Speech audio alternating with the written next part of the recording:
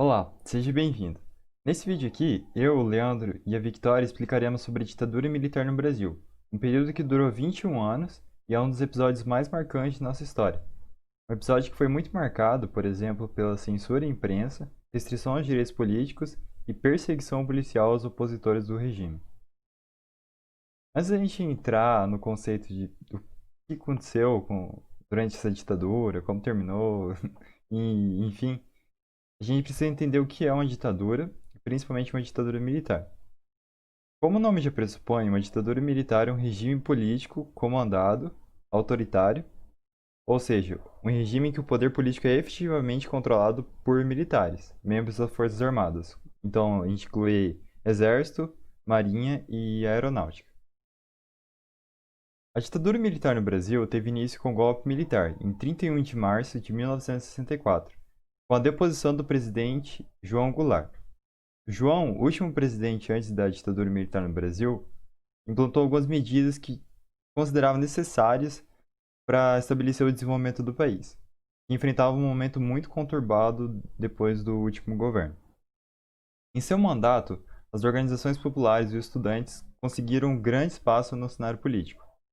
João Goulart promoveu a nacionalização das refinarias de petróleo, a desapropriação de terras, criou uma reforma eleitoral para analfabetos, entre outros benefícios que favoreciam os estudantes.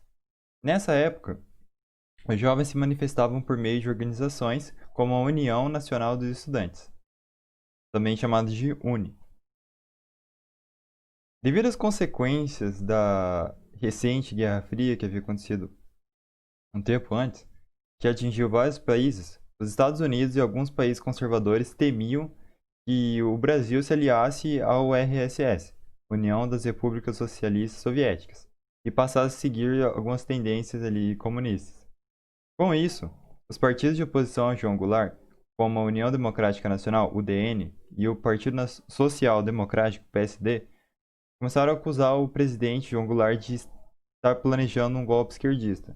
Dessa forma, os seus adversários aproveitaram dessa situação para organizar o golpe militar. O João Goulart, que havia na época sido eleito democraticamente, ele se sentiu ameaçado diante dessa situação. E para fugir das acusações, ele acabou renunciando ao cargo e buscando abrigo no Uruguai. Ele tomou essa atitude bem logo após o golpe militar. Esse golpe, então, ele marcou o início da ditadura militar no Brasil. Essa seria uma época de grande dor para a população brasileira. Pouco tempo depois, após esse fato, foi publicado pelos militares o primeiro ato institucional, AI-1. Ele determinava que os presidentes fossem eleitos indiretamente. Dessa forma, o Congresso passaria a ter autonomia para eleger os próximos presidentes do Brasil. O primeiro escolhido foi o general Humberto de Alencar Castelo Branco, que governou durante 3 anos, de 1964 a 1967, que antes foi chefe do Estado-Maior do Exército. Além disso, o ato AI-1 detinha o poder de alteração à Constituição, a permissão para cassar mandatos legislativos e suspender direitos políticos. No período da ditadura militar no Brasil, foram criados cerca de 17 atos institucionais e cerca de 1.000 leis excepcionais. Pois, com a realização do golpe militar de 64, os militares eles pretendiam ganhar mais força no poder executivo. Após o primeiro ato institucional, o AI-1, foi divulgado o segundo ato institucional, o AI-2. Com essa promulgação, o país passou a adotar o bipartidarismo, que é quando o país só tem 2 partidos políticos no comando das eleições, ou seja, ocorre uma polarização de poder.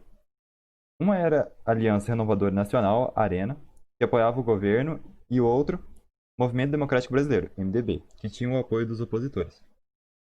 A fim de melhorar o funcionamento da ditadura militar no Brasil, o governo criou o Serviço Nacional de Informação, SNI, em 1964, para manter um forte controle de informações ali entre os órgãos que formavam a estrutura de combate aos opositores. Depois do Castelo Branco, quem assumiu o poder foi o general Arthur Costa e Silva, que governou 2 anos só. Juntos, os dois publicaram mais atos institucionais, como o AI-3 e o AI-4, e implantaram eleições indiretas para governador e a criação da nova Constituição, que foi criada em 1967, respectivamente. O general Costa tentou promover o desenvolvimento do país com a criação de um plano econômico. Ainda que as medidas elas tenham sido consideradas não populares pelos opositores ao regime, entre as propostas estavam a contenção de salários e direitos trabalhistas, aumento de tarifas públicas, cortes de gastos públicos e a diminuição da inflação. Apesar de serem propostas cruéis para os trabalhadores, o país conseguiu se desenvolver um pouco e estabilizar a economia.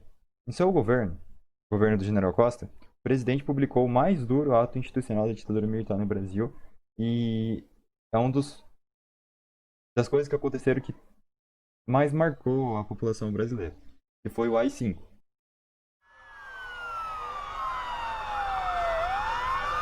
Eu confesso que é com verdadeira violência aos meus princípios e ideias que adoto uma medida como essa. Mas adoto porque estou convencido que é do interesse do país, é do interesse nacional que ponhamos um basta à contra-revolução. Ele limitou os veículos de comunicação, suspendeu o habeas corpus, que é uma ação judicial com o objetivo de proteger o direito de liberdade de locomoção lesado ou ameaçado por ato abusivo de autoridade, e impôs restrições à liberdade individual. Então você pode notar que é uma coisa definitivamente desumana. Na ditadura militar do Brasil, Emílio Garrastazu Médici, perdão pelo travado aqui, assumiu o poder de 1969 a 67, após o fim do mandato do presidente General Costa e Silva. No seu governo, ele foi marcado por grandes insatisfações, além de ser considerado um dos piores para a população que nomeou esse período, que foi do início do AI-5 até o fim do governo Médici. E esse período ele foi denominado por todas essas coisas tristes, digamos assim, como anos de chumbo. Esse regime ele tentava a todo instante mostrar um país próspero, forte e progressista. Mas, pelo outro lado da moeda, o governo ele era mais duro e repressivo de todo o ciclo do regime militar, onde a repressão à oposição armada cresceu como nunca. A censura a todos os meios de comunicação foi posta em prática, atingindo jornais, revistas, livros, peças de teatro, filmes e todos os meios de expressões artísticas e de entretenimento da população. Muitas obras, especialmente filmes, peças de teatro e livros, levariam décadas para serem publicados sem os cortes. E toda essa repressão acarretaria,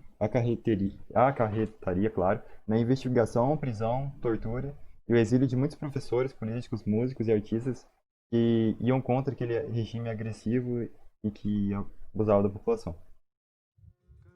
Nas décadas de 60 e 70, o movimento estudantil universitário brasileiro se transformou em um importante foco de mobilização social. Sua força adveio da capacidade de mobilizar expressivos contingentes de estudantes para participarem da vida política no país. O movimento estudantil dispunha de várias organizações representativas: os diretórios centrais estudantis, as uniões estaduais dos estudantes e a União Nacional dos Estudantes, entre outras. Com suas reivindicações, protestos e manifestações, o movimento influenciou significativamente os rumos da política nacional. Deixando os militares um pouco de lado e falando da resistência civil a esse regime, podemos citar um surgimento de uma guerrilha rural. Esta era uma estratégia do PCdoB, parte do partido PCB, que optou pela separação e escolheu se engajar na luta armada contra o regime ditatorial. Essa luta começou na parte mais remota do Brasil e, a partir dali, começaria uma ofensiva aos grandes centros. Tal grupo armado ficou conhecido como Guerrilha da Araguaia, que foi posteriormente reprimido pelo governo e seus participantes presos e mortos.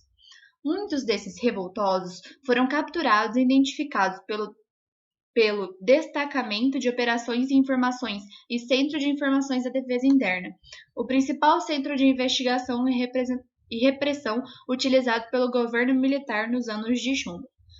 Em sua sede, muitos presos políticos foram violentados, torturados e até mesmo mortos, jogados em valas e registrados como desaparecidos, em uma tentativa de limpar o trabalho sujo que fizeram. Emílio Médici deu continuidade às iniciativas do último presidente e criou o Milagre Econômico, que durou de 1968 a 1973, um plano desenvolvido para melhorar a economia do país. Apesar de ter gerado grandes resultados, principalmente com a exportação do petróleo, a crise do mesmo produto, que aconteceu em todo o mundo, atingiu também o Brasil, o que causou a grande instabilidade do cenário político e econômico da nação.